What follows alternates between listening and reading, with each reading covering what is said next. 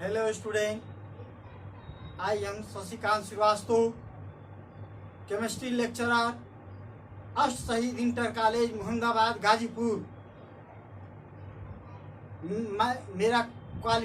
My qualification is also post graduate in yoga. इसलिए आपको योगा में बताने जा रहा हूँ। 10 योगा बता रहा हूँ। जिस दिन आप 10 योगा को कर लेंगे उस दिन आप पूर्णतः स्वस्थ रहेंगे। यदि आपको सर्दी जुकाम है, अगर ये 1 घंटे का योगा आप कर लिए, निश्चय ही उसी दिन फिर आपको सर दर्द है, इस 1 घंटे का योगा करेंगे, आपका सर दर्द उसी दिन फिर। या और इस योगा से संपूर्ण शरीर की बहुत सी बीमारियां, अनेकों हजारों बीमारियां नहीं फटकने पाती है। आपका शरीर ही स्वस्थ रहेगा।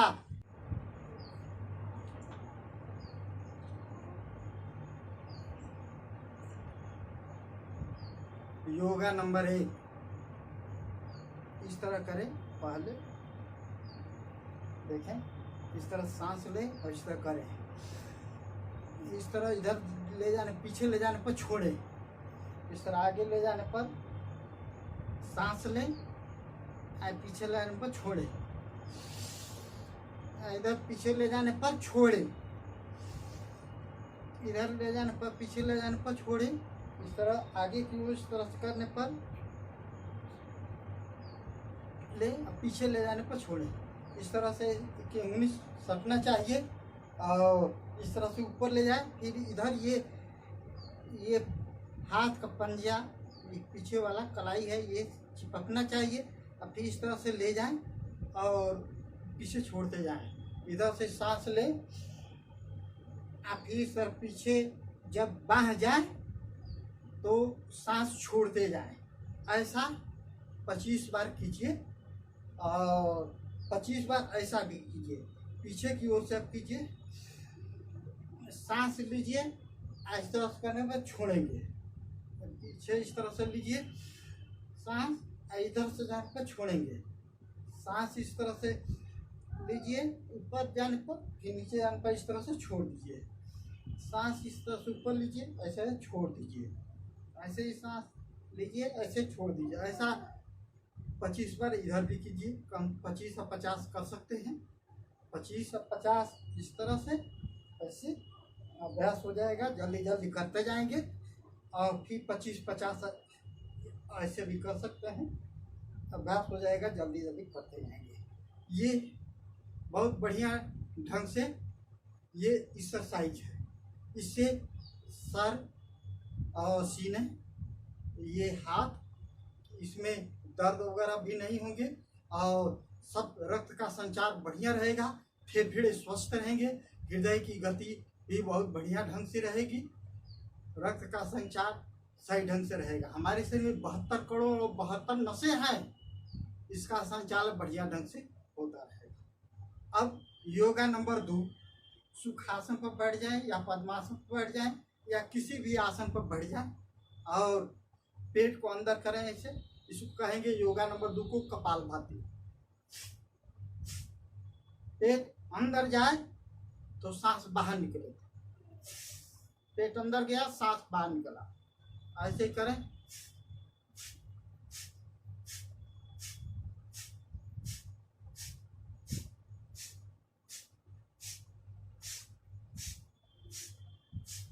पेट अंदर जाए, पेट अंदर गया और सांस बाहर, पेट अंदर गया और सांस बाहर, इसे कहते हैं कपालभाति।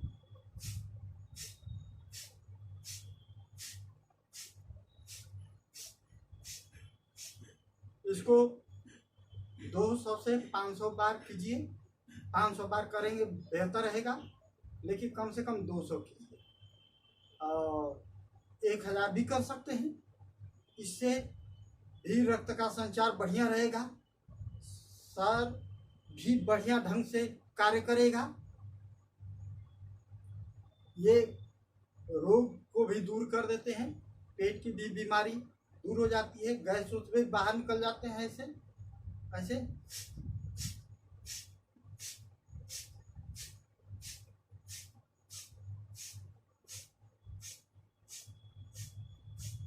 ऐसा 200 से 500 बार कीजिए। यह है योगा नंबर 2 कपालभाति। अब योगा नंबर 3, योगा नंबर 3 जिसे पूरक और रेचक समझे, इसको देखें। ये जांघ के में रहे और ये गुदा के पास रहे, इस तरह से। इसलिए बढ़िया गद्दा पर बैठे, ये इसका केंगुनी गुदा पर और ये जांघ और हाइड्रोसिल के बीच में एकदम जहाँ कार्नर है वहां पर है। इस तरह से कर जाए, बैठ जाए तो ये बेहतर होता है। और पूरक और रेचक करने सबसे बढ़िया है। पूरक रेचक में देखें, इस तरह से एक नाक बंद करें। जैसे मान लीजिए हम दाएं नाक बंद किए और इधर से नाक से सांस खूब जितना हो सके ले सकेंगे और उसमें पेट अंदर करेंगे और सांस लेंगे। देखें, और रोकेंगे, जितना हो सके रोकेंगे। फिर और नाक बंद कर, अब ये नाक बंद करेंगे। अब इसके बाद सांस छोड़ेंगे और फिर देर तक कुछ इस तरह से रोके रहेंगे। और कुछ देर रुकने के बाद आप जितना हो सके उतना रोकिए। बाहर इसे बाह्य श्वसन कहेंगे। जब सांस बाहर जाती है तो अब फिर इसको पेट अंदर करेंगे और सीने से सांस लेंगे। पेट अंदर करेंगे,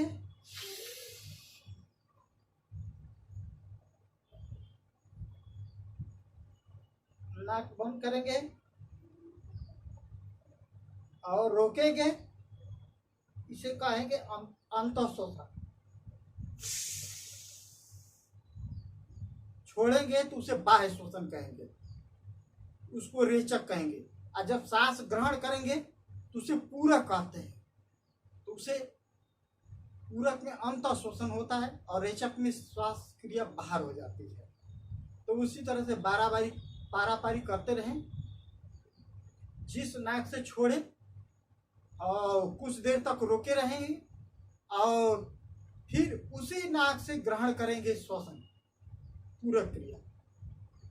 तो फिर इसके बाद रोकेंगे, जितना देर तक रुके, तब इसके बाद दाएं से छोड़ेंगे, फिर रोकेंगे श्वसन को जितना देर तक रोक सके। फिर इसके बाद पेट अंदर करेंगे, सांस लेंगे तो वो पूरा कहलाएगा अंतःश्वसन को।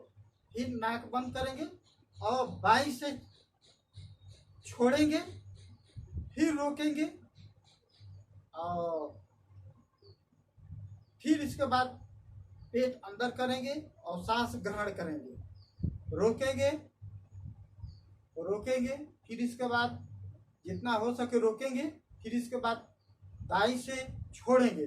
छोड़ने के बाद आप पेट खुल जाए कोई बात नहीं, लेकिन जब सांस अंदर है तो पेट धंसा रहे। ऐसा करें, देखें,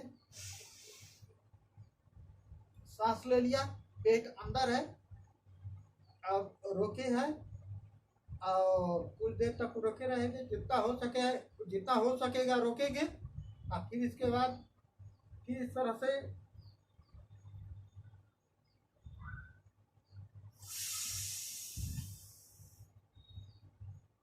सांस बाहर गया तो पेट आप छोड़ सकते हैं, वो खुला जाए, कोई बात नहीं।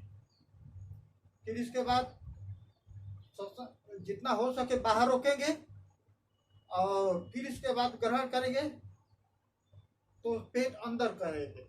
पेट अंदर करेंगे तब श्वसन क्रिया अंदर करेंगे। अब पेट अंदर किए, अब सांस लेंगे,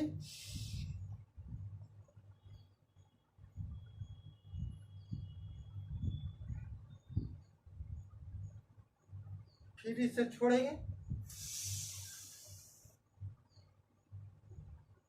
ऐसा ही करेंगे तो अंतः श्वसन को पूरक कहेंगे। अब बहिश्वसन को रेचक कहते हैं। तो इससे करने से इसको करें, देखें।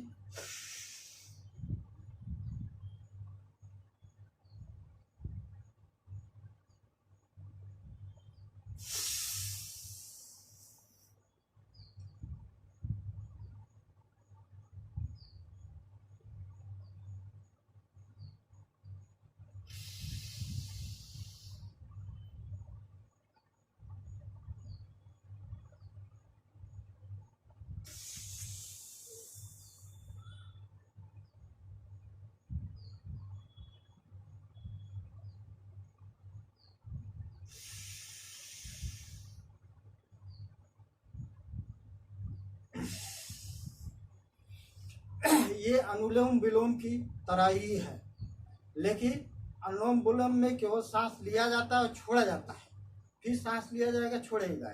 इसमें सांस लिया जाएगा, रोका जाएगा और फिर दूसरे नाक से छोड़ा जाएगा।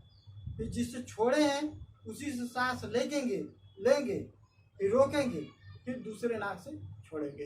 इसी तरह से यह कार्य चलता रहता है। इसको पूरा रेचक प्राणायाम कहेंगे। ये श्वसन आप 50 बार, 25 से 50 बार, 100 बार तक कह सकते हैं। इससे 72 करोड़ आपके नसें हैं उसमें संचालन होगा। जब हवा का दबाव होगा तो फेफड़े में 30 करोड़ कुपिकाएं होते हैं। 15 करोड़ बाएं फेफड़े में और 15 करोड़ दाएं फेफड़े में। बहुत लोगों का 7 करोड़ बंद रहेगा, किसी का 8 करोड़ बंद रहेगा कुपिकाएं। जिसे मधुमक्खी का छाता होता है वैसा ही कुपिकाएं होती है। तो जिसका कुपिकाएं ज्यादा, जितना ही खुला रहेगा उसकी श्वसन क्रिया बढ़िया ढंग से होगी और उसका रक्त शुद्ध होता रहेगा। तो इस तरह से ये पूरक और रेचक प्राणायाम करने से वो कुपिकाएं खुल जाती है, जिससे हम वायु अधिक भर सकते हैं और छोड़ सकते हैं। तो छोड़ने पर O2 हम लेते हैं और ग्रहण करेंगे O2 और छोड़ते हैं CO2। जब ऑक्सीजन हम ग्रहण करते हैं तो हमारे शरीर में फेफड़ों के पास रक्त केशिकाओं का जाल बिछा रहता है। उसमें फुफ्फुस धमनी और फुफ्फुस शिराओं का रक्त केशिकाओं का जाल बिछा रहता है। फुफ्फुस शिराओं द्वारा हीमोग्लोबिन ऑक्सीजन को ग्रहण कर लेती है तो वो हो जाता है ऑक्सी हीमोग्लोबिन और वह शुद्ध रक्त हो जाता है। तो फुफ्फुस शिरा हृदय में वह रक्त ले जाता है, शुद्ध रक्त को। हृदय से धमनियों द्वारा, धमनिकाओं द्वारा पूरे शरीर में शुद्ध रक्त का संचार होता है। तो वहां पर ऑक्सी हीमोग्लोबिन जाकर के कोशिकाओं तक ऑक्सीजन को छोड़ देती है, हीमोग्लोबिन अलग हो जाती है। फिर बदले में CO2 ग्रहण कर लेती है तो कार्बोक्सी हीमोग्लोबिन कहते हैं। तो वो कार्बोक्सी हीमोग्लोबिन सिरकाओं द्वारा, फिर शिराओं द्वारा फेफड़ों हमारे हृदय में आते हैं और हृदय से वो फुफ्फुस धमनी द्वारा कार्बोक्सी हीमोग्लोबिन फेफड़े के पास जाते हैं और वहां पर CO2 छोड़ देते। तो वो कार्बोक्सी हीमोग्लोबिन अशुद्ध रक्त होता है। तो वो कार्बन डाइऑक्साइड कार्बोक्सी हीमोग्लोबिन में हीमोग्लोबिन या CO2 रहता है, CO2 छोड़ देता है और वही हीमोग्लोबिन और ऑक्सीजन को ग्रहण कर लेता है तो ऑक्सी हीमोग्लोबिन हो जाता है, तो शुद्ध रक्त होता है। तो कहने का मतलब है कि हमारे शरीर में कोशिकाएं जितना ही खुला रहेगा उतना ही लोग स्वस्थ रहेंगे। तो इससे ये फेफड़े की कोशिकाएं खुल जाती है। हमारे 72 करोड़ नसें हैं तो समझिए 1 मिनट के अंदर ही पूरे ये रक्त चलायमान होता है हमारे शरीर में। लोगों का हाथ पर क्यों दर्द होता है? कहीं यहाँ पर नसें, हमारे 72 करोड़ नसें हैं, तो सोच लीजिए कितनी छोटी छोटी नसें होंगे। तो वो कहीं नसें में खून का आना जाना बंद हो जाता है, इसलिए वो दर्द होता है। तो लोग दबाते हैं इस तरह से, तो खून का संचार होता है। इस योगा से करने से वो रक्त का दबाव पड़ेगा। पूरक और रेचक करने से खासकर रक्त का दबाव बहुत ज्यादा पड़ता है, इससे वो लोग स्वस्थ हो जाते हैं और रोग उनके पास फटकने नहीं पाता। लोग इस समय कोरोना की बीमारी चल रही है, तो रोग तभी होगा जिसको सर्दी और जुकाम होगा। और ये अनुलोम विलोम और कपालभाति पक्का है, आपको सर्दी जुकाम होने नहीं देगा और सर दर्द भी नहीं होने देगा। तो समझ लीजिए कोरोना या कोई भी रोग फटक नहीं पाएगा। अब तीसरा योगा देखें, योगा नंबर 3।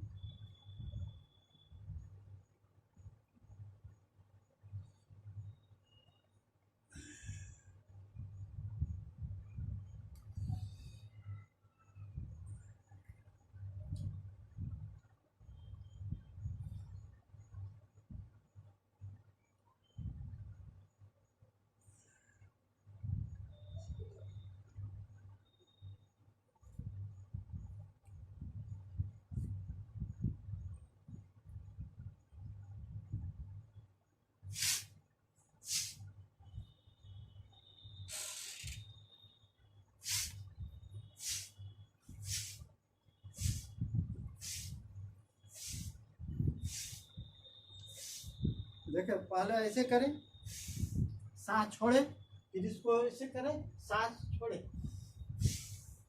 सांस,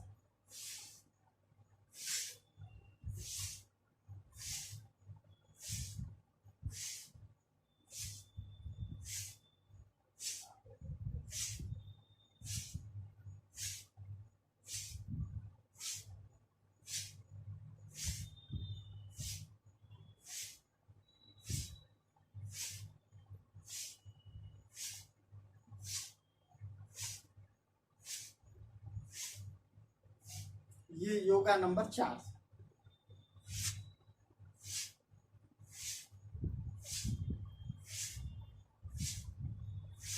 इसको योगा नंबर 4 समझे। ऐसा 50 बार कम से कम कीजिए, 30 से कम किसी भी हालत में मत कीजिए। इससे करने से आपके पेट भी सही होंगे और पूरा शरीर का व्यायाम हो जाता है। सर दर्द भी हो या कहीं और अन्य जगह भी दर्द हो, वो नहीं होंगे। इससे स्वस्थ हो जाएंगे, श्वसन क्रिया भी सही ढंग से संचालन होगी। अब योगा नंबर 5 देखें।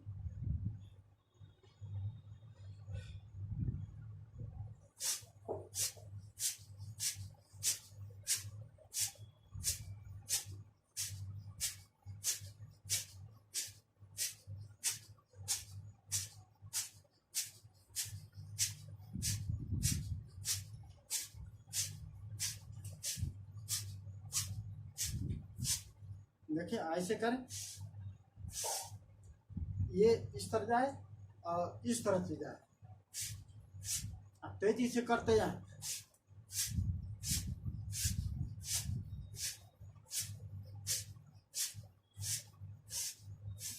इस तरह से आपके फेफड़े स्वस्थ रहेंगे और कोई बीमारी फटकने नहीं पाएगी। श्वसन क्रिया सही ढंग से संचालन होगा और पसीने भी निकलेंगे, जिससे वो पसीने से अन्य जो बीमारियां हो, पसीने में जो अन्य चीज बीमारी या वायरस वगैरह भी रहते हैं, सो निकल जाएंगे।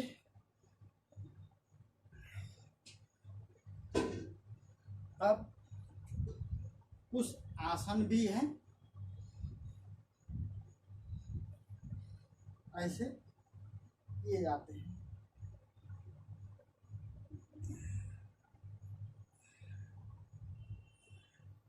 ऐसे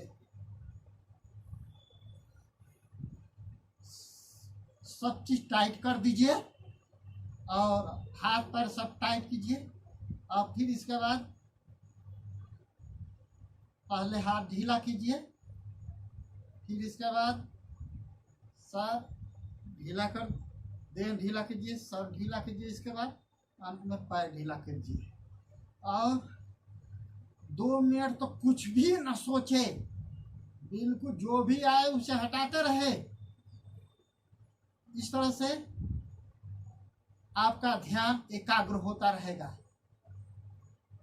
ऐसे करें।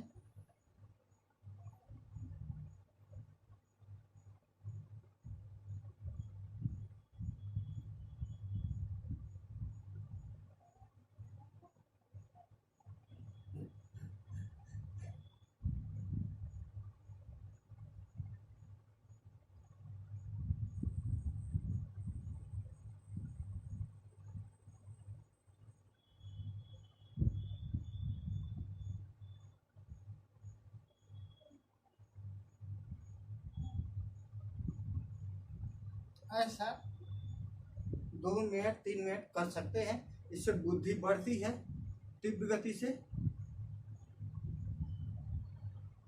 इससे अगर कहीं हाथ पैर में भी चोट लगा हो, कहीं दर्द असह्य हो, ऐसे ही आप लेट जाइए। जिस मुद्रा में हम आसन बताए वो दर्द का अनुभव नहीं होगा और एकाग्र भी हो जाता है। और देखिए भी योगा नंबर 7 ऐसे 20 बार करें। देखें, सांस लें और इस तरह करें, फिर इस तरह से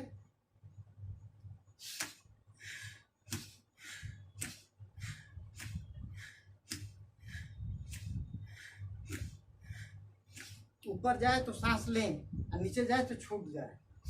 ऊपर गया सांस लें और नीचे जाए छूट जाए।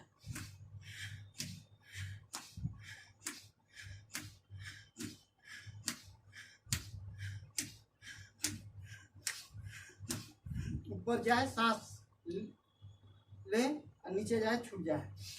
सांस ले और ये छूट जाए, सांस ले और छूट जाए। और ये आप योगा करें। इस तरह से करने ऐसा ही 60 बार करें। 20-20 मिनट रोक करके 3 बार आप करें।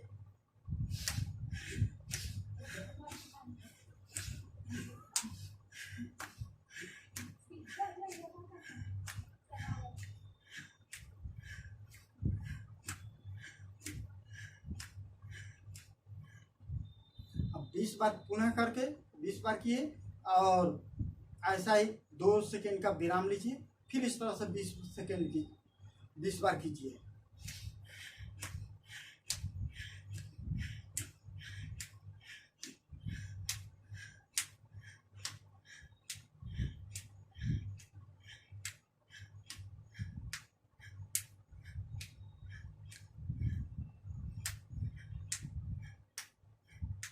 ऐसा ही 20 बार यानी 60 बार आप अवश्य कीजिए। इससे शरीर का व्यायाम हो जाता है और हाथ पैर सब ठीक रहेंगे। और भी योगा नंबर 8 देखें।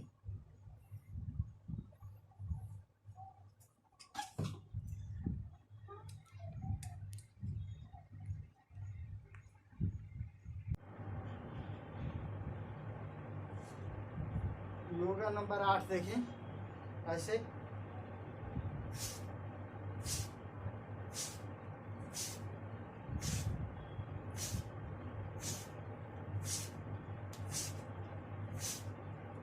ऐसे पैर इस यहाँ तक हो जाए, पेट पर ये दबाव पड़े, इससे पेट सही हो जाते हैं, मोटापा दूर हो जाते हैं, मोटापा नहीं आती है। योगा नंबर 9 देखें। पीछे करें इस तरह से।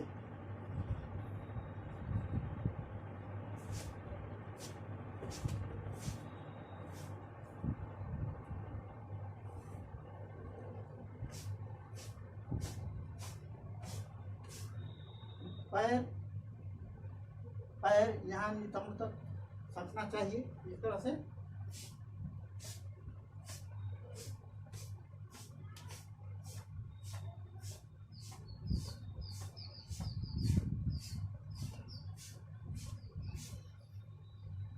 कम से कम इसको 50 से ऊपर कीजिए। 100 बार 200 बार कर सकते हैं, यह दौड़ने के बराबर होगा।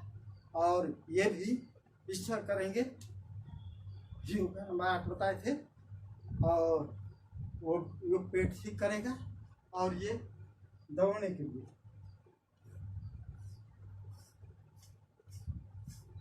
ये दौड़ने के बराबर होगा।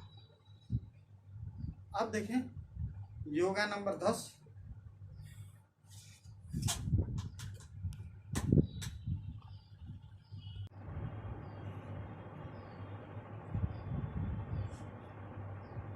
योगा नंबर 10 देखें।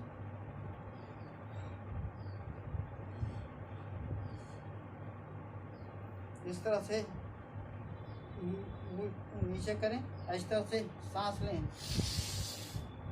गले से सांस लें, इस तरह से कफ दूर हो जाते हैं। देखिए 3-4 बार ऐसे कीजिए।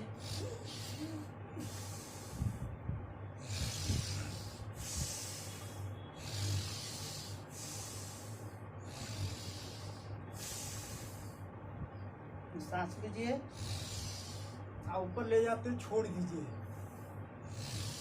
सांस लीजिए ऊपर ले जाते छोड़ दीजिए। ऐसा 4 बार कीजिए। फिर 4 बार इस तरह बाएं से भी कीजिए। सांस लीजिए पहले, इस तरह से घुमाइए और छोड़ते जाइए। यहाँ जाए तो 1 राउंड हो गया और सांस छूट जाए 1 राउंड होते होते। फिर सांस लीजिए और ये थोड़ी नीचे ही रहे और इस तरह से नीचे ही लेते जाएं और इस तरह जाते जाते 1 राउंड हो जाए, बस सांस छोड़ दें।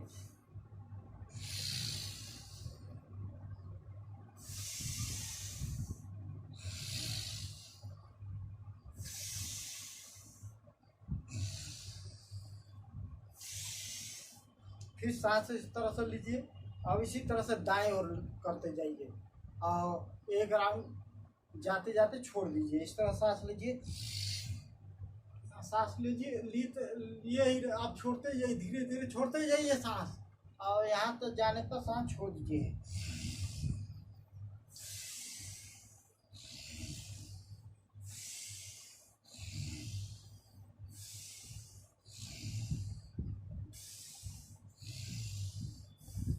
ऐसा करेंगे तो आप में कफ जो भी रहेंगे सब बाहर हो जाते हैं।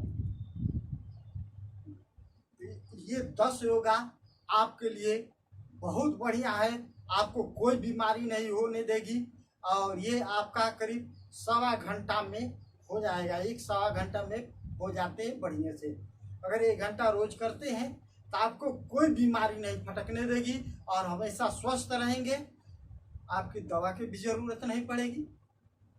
और अपने भी ये योगा कीजिए, अपने घर परिवार सबको बताइए यह योगा, और अपने आपका फ्रेंड है, रिश्तेदार है, उनको भी शेयर कीजिए ताकि वो भी बढ़िया से योगा करें और सब लोग आत्मनिर्भर बने।